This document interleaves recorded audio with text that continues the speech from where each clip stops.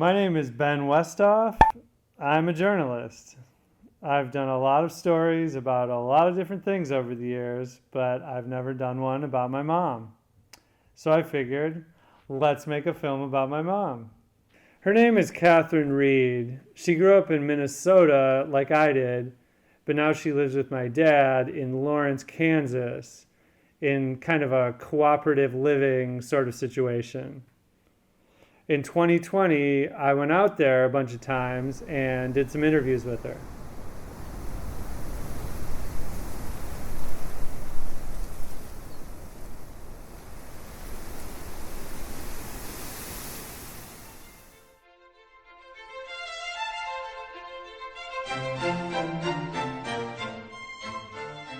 Riding my tricycle in front of our first house in Minneapolis, and I remember seeing these portulaca flowers. They were so beautiful. My parents were both scientists, and my mother especially was a very good botanist. So we'd always take nature walks, and she would point out the wildflowers on the old trolley tracks near our house. And every summer, while our grandparents were alive, we would go back to the old farm near Canal Winchester, Ohio, and walk in the woods there too. When I was about 9 or 10 years old, my grandfather died, and my grandmother came to live with us. And she lived for 13 more years, so she was a big influence too. Always ready to chat. We'd get up early and talk. She was just so mellow and calm, she never was irritable. We used to get up early and flip through the Sunday paper and laugh at the ads. Some strange-looking outfit. Grandma would say, "She's been badly advised." My mother encouraged me to skip the last year of high school and go directly to college, and that was okay with Cornell. And of course I did meet Norm. They had the sopranos, which is the higher female voice, way over on the right side, then the altos kind of toward the aisle, then the tenors just on the other side of the aisle, and then the basses, baritones way over here. So we just kind of caught each other's eye because we were just opposite in the aisle there. The second date we had, first one was a Christmas party at her dorm. She asked me out. The second one was at a ball, kind of a formal dance. So she had a gown, and she did her hair way up, and most of the time I'm looking at her, and wow, how I get so lucky, that type of thing. And it's not just the physical beauty. You understand that the spiritual part of it too. My mom's parents were both academics. My grandfather was a famous geneticist. He actually invented the discipline of genetic counseling. And my grandmother was equally talented, but she wasn't allowed to be a professor at the University of Minnesota just because her husband was, and those were the sexist rules of the times. Anyway, my mom is super smart. She has basically perfect grammar and knows the names of seemingly every bug and flower out there. And she skipped her senior year in high school to go to the Ivy League, but she was not very well supported there. My advisor said women should not go to graduate school. So I switched advisors, but I didn't make a big stink about it. I just said I don't want to be with Professor Harrison Ambrose anymore. So I switched to a different advisor, and of course another man. I only had one woman professor in my entire college career. I was not so surprised at that because of the experiences that my mother had had. But I didn't generalize it too much. I thought, well, maybe that's just him.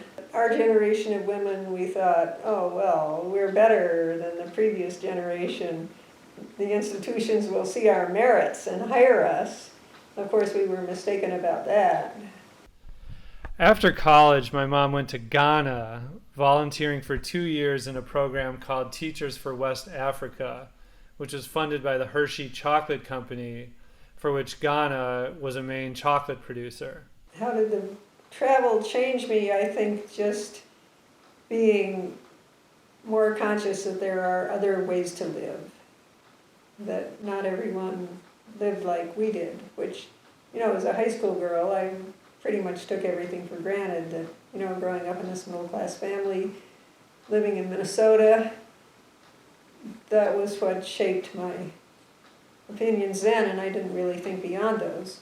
So having the college, the overseas experience, and then the travel experience, that just gave me a wider perspective on the ways that people can live.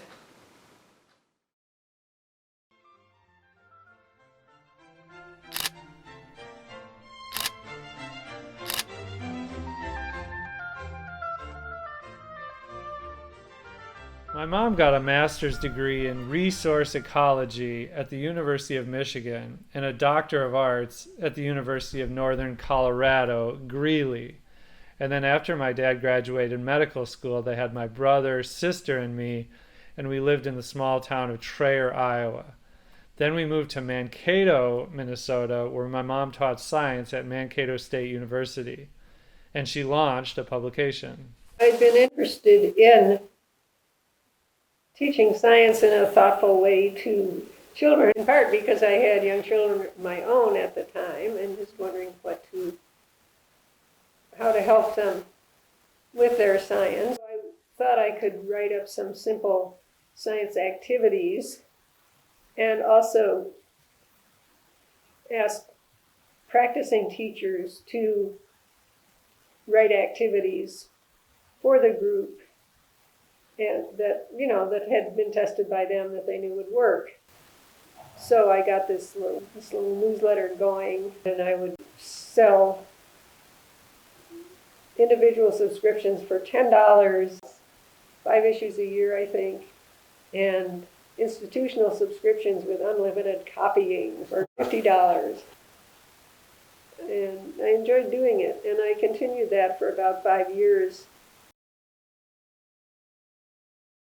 We have been married 47 and a half years, but who's counting, right? I had come from my parents' divorce when I was young, and consciously or maybe subconsciously, I was looking for stability in a marriage. Her family is very stable, her family of origin, and in fact, the family that we had, our 3 children, she is the rock of that family. I think you could ask any one of her kids, she is the, fulfills that role exquisitely, just being available at any time about anything.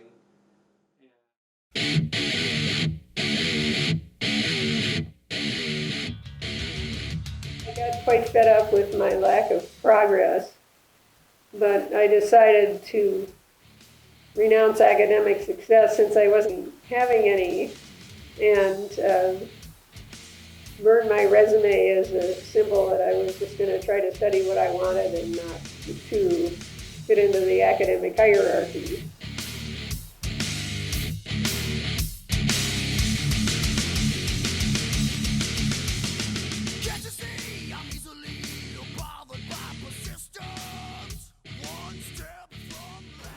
After we left Minnesota, I could never find a science job again. So I started working on the art more intensively. You could say the science and the art were both focused on nature, but science is, you stick with the facts, you observe, there's a certain system that you use to learn about nature. Whereas in art, you can pretty much do what you want. No one will say, they might say, well, this is junk, this is worthless, but they won't say that you're doing it wrong.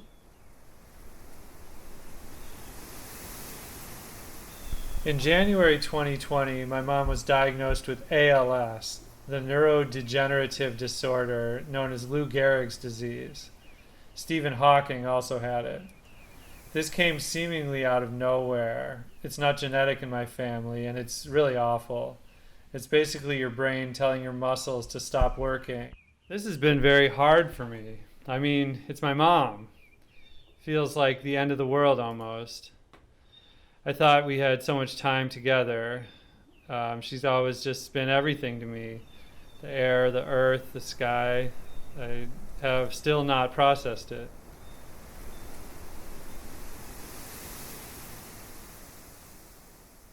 I'm not sure that I've fully come to terms with the ALS diagnosis, even as it's inevitable. Of course, I have a flood of ideas that I would do, or I might try if I could do them, and it's discouraging. I'm going to have to give up the art, and the tricky part, of course, is deciding what I can do. Predicting the future, that's pretty difficult. In August 2020, my mom put on an installation in Lawrence called Living Islands, a fantastical idea about islands that came to life. It was accompanied by a retrospective of her work going all the way back to the 1990s. Oh, I just like showing my work. I think that it's interesting to hear people's comments, and I like seeing it all. There's a very long wall, and I can look at it and say, really, I made all these things? How did I do that? You can tell that this is totally fantasy. This is not something that's inspired by nature, but just random ideas that came into my head. I no longer have the stamina and the coordination to continue to do artwork. So when the Living Islands show comes down and the retrospective comes down, I'll have to clear out the studio and decide what to do with all of these materials which I have accumulated. I've had this last show, which is a double show of some things that I just completed last week, and others, some of the art quilts which were done back in the 1990s. One of my goals in showing my work, both the quilts and the yarn art, the bead knitting with the Living Islands, is to encourage people to use more imagination. Working with your imagination in one aspect, even if it seems fairly trivial, making doilies or whatever, I think that influences your feelings in other areas. Everyone has this potential, and people just do not develop it. Whatever you're doing, try to do it in a thoughtful way, and of course be loyal to your friends and family. I know that I've been very fortunate in so many ways, having grown up with very solid parents and then getting into a solid marriage. And thank God my kids are all normal and healthy and have also found good partnerships for themselves. How many people can say that? And I don't take credit for this, except in part because there are many people who have done their best and have not had these advantages.